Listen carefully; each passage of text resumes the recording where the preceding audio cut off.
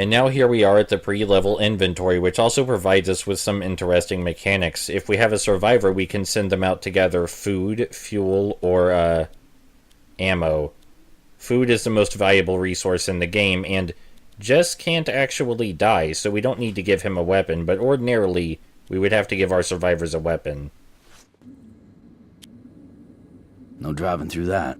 We're on foot from here. Ah, boy. Bet them psychos came here, too. Yeah, maybe. Town circled their wagons, you see. Looks like a DMZ. If there's any gas, it'll be at Lucky's. So we have a very basic objective so far. We just need to go to Lucky's for gas, but this is also the first level where we can actually explore things. Power's out. The first level was more linear, but this one has a ton of extra rooms and goodies, and I'll be showing off a few of them at least.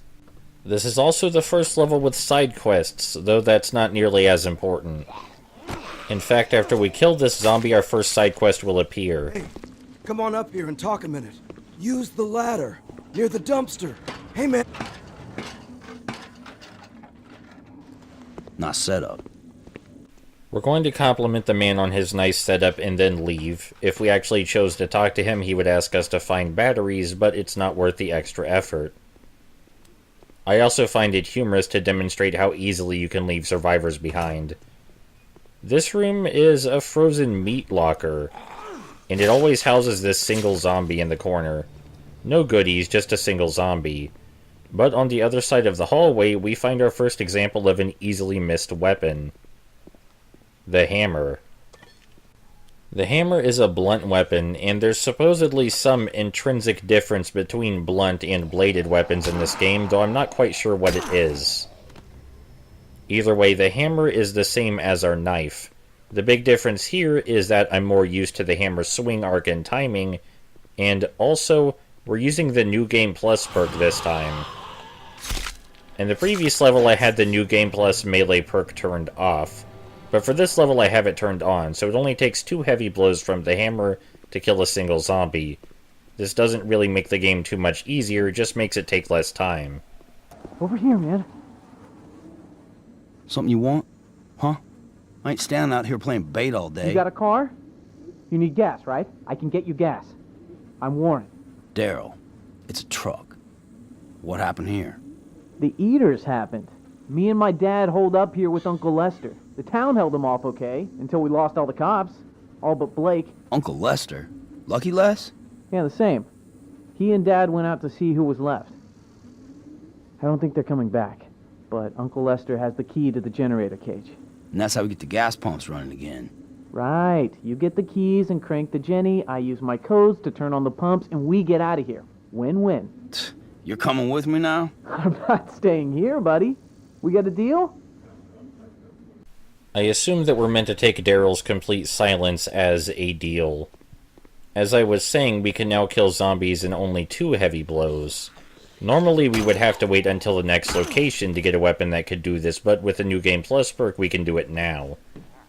And here I'm demonstrating a couple of things. The first one is that if you stand near a zombie long enough, they will eventually smell you and turn around to face you. So you can't just stand behind them indefinitely. The second thing I'm demonstrating is that the AI is somewhat broken. The zombies are sometimes incapable of attacking you while you're standing on a car. It depends on which car you're using exactly, but it definitely doesn't seem to be an intended function of the game. Either way, it's not such a big deal as there aren't that many cars to jump on. Currently, we're headed on the pathway to find the Lucky Les, but the zombies are mostly facing away from us, which means we can take them out methodically without too much trouble. They're also spaced reasonably far apart.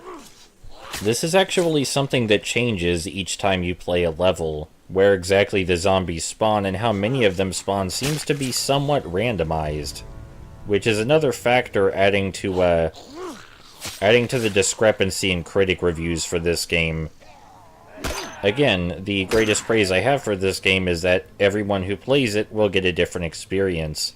The zombies spawn in different places, not everyone's going to find the same weapons. That seems to be the intended function of the game, that your instincts ultimately determine how the game plays out. Anyway, when we're just faced with 1 or 2 zombies at a time at a great distance, using melee weapons to take them out, absolutely no problem. You do have to get used to the swing arc and timing of your weapon of choice, though. I feel this is important to point out. When I first played this game, I was absolutely dreadful at it, because I could not quite get the timing down for melee weaponry. But now that I have the hang of it, it's very easy and natural.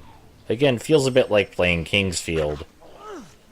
After we take out this zombie, we're tasked with overcoming a very dangerous hazard. This car with flashing lights. If we actually jump on it or bump into it, then it will sound an alarm and call in all the zombies in the nearby area. But if we simply push it, it will not do this. Hope you still got that Jenny key on your Here's Lucky Les. Seems he's been turned into a zombie. And his keys flew up onto this stand. Normally they fall onto the ground, so I was rather confused. But as soon as I see them, I do grab them and exit. Keep in mind that if we didn't push the car properly, we would trigger an alarm that summoned a whole horde of zombies, making the level far more difficult. Now that we've grabbed the keys, a bunch of zombies have spawned, making it more difficult to run back to the gas station. This is our first introduction, aside from that brief bit at the end of the second level, to running past zombies. Some zombies do seem to run significantly faster than others. We do have a sprint button, which we can use to run faster than the zombies by default, but eventually Daryl will get tired and will have to stop sprinting. In a big open area like this, it's no big deal to run away from zombies, but in some of the more enclosed locations, trying to squirm your way past them is quite difficult and deadly. Sometimes it's better just to face them head on. Hey, you got it? Yep. Alright, good deal. Open the Ginny cage. Are my dad and Uncle Lester behind you? Just get the pumps on, okay, Warren? Oh. Okay.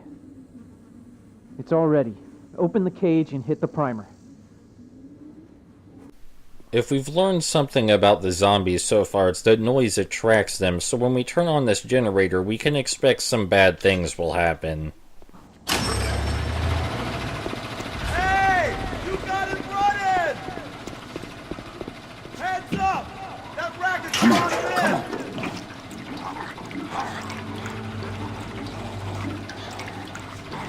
in! Gotta go!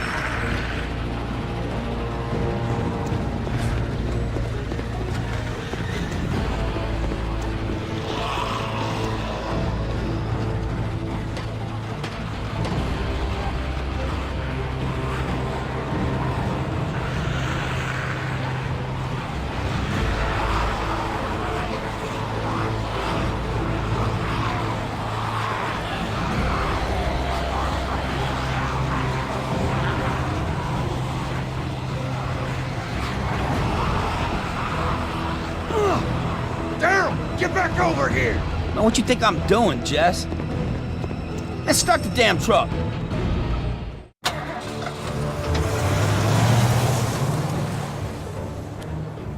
So we gained a few things at that location. Jess brought back 2 MREs, which we could use to heal ourselves later. We can see them in the inventory over here. And on the survivor screen, we can see the survivor we picked up. All survivors have different preferences, conditions, and specialties. And this is our first branching path, but we're going to go to Garwater, which is a ranger and fire station near some campgrounds.